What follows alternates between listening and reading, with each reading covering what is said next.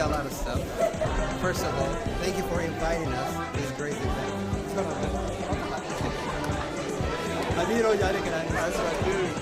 Sagantaan irraa kana sagantaa gaarii sagantaa yuunivarsiitii Minnesotaati.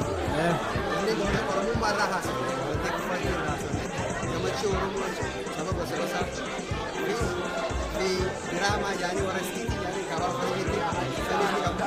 Haasoo gosa ishee koolaas ni qabna. Oromiyaa biyya koo biyya gosa kumaantama.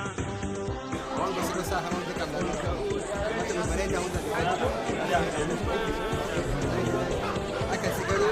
in addition, I just want to say one thing. Everybody, please use Oromo, #Oromo student.